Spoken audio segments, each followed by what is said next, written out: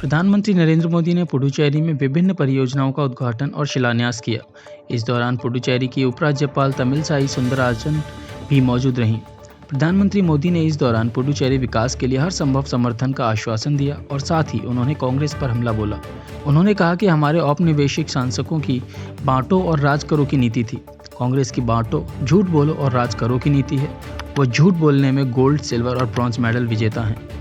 उन्होंने मत्स्य पालन मंत्रालय वाले बयान को लेकर राहुल गांधी पर भी निशाना साधा। उन्होंने कहा कि कांग्रेस नेता यहां आकर कहते हैं कि हम मछुआरों के लिए मत्स्य पालन मंत्रालय बनाएंगे। मैं हैरान था। सच ये है कि मौजूदा एनडीए सरकार ने 2019 में मछुआरों के लिए मंत्रालय बनाया था। प्रधानमंत्री मोदी ने कहा कि 2016 में पुडुचेरी के लोगों ने बहुत उम्मीद के साथ कांग्रेस के लिए वोट किया। उन्हें लगा कि सरकार उनकी समस्याओं का समाधान करेगी। 5 साल बाद लोग निराश हैं। उनके सपने और उम्मीदें टूट चुकी हैं। कांग्रेस दूसरों को लोकतंत्र विरोधी कहने का कोई मौका नहीं छोड़ती। उन्हें खुद को शीशे में देखने की ज़रूरत है। उन्होंने हर संभव तरह से लोकतंत्र का अपमान किया। पुडुचेरी में उन्होंने पंचायत के चुनाव कराने से मना कर दिया। कांग्रेस सरकार ने पुडुचेरी में हर सेक्टर को नुकसान पहुंचाया। कांग्रेस लोगों के लिए काम करने में विश्वास नहीं करती है। मुझे समझ नहीं आता कि कांग्रेस क्यों नहीं चाहती कि कोई दूसरा लोगों के लिए काम करे। प्रधानमंत्री मोदी ने कांग्रेस पर हमला बोलते हुए आगे कहा कि 2016 में पुडुचेरी को एक ऐसी सरकार मिली जो दिल्ली में कांग्रेस आला कमान की सेवा में व्यस्त थी। उनकी प्राथमिकताएं अलग थीं। पूरे भारत में लोग कांग्रेस को खारिज कर रहे हैं।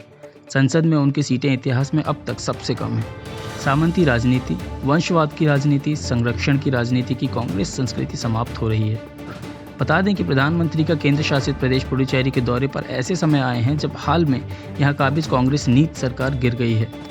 केंद्रीय कैबिनेट ने बुधवार को वहां राष्ट्रपति शासन लगाने के प्रस्ताव को मंजूरी दे दी।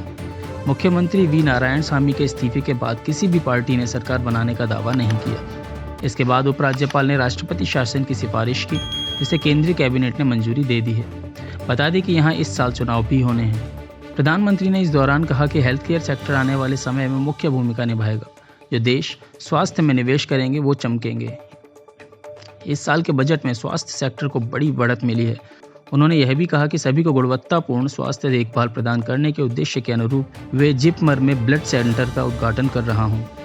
आप भी जुड़ सकते हैं हमारे चैनल द एक्सपर्ट्स न्यूज के साथ और बने सिटी रिपोर्टर। अगर आपके पास आपके इलाके की कोई वीडियो, कोई खबर है जो आप हमारे चैनल पर दिखाना चाहते हैं, तो हमारी मेल आईडी city.reporter@theexperts.news पर हमें अपना नाम, पता, फोन नंबर के साथ भेज सकते हैं।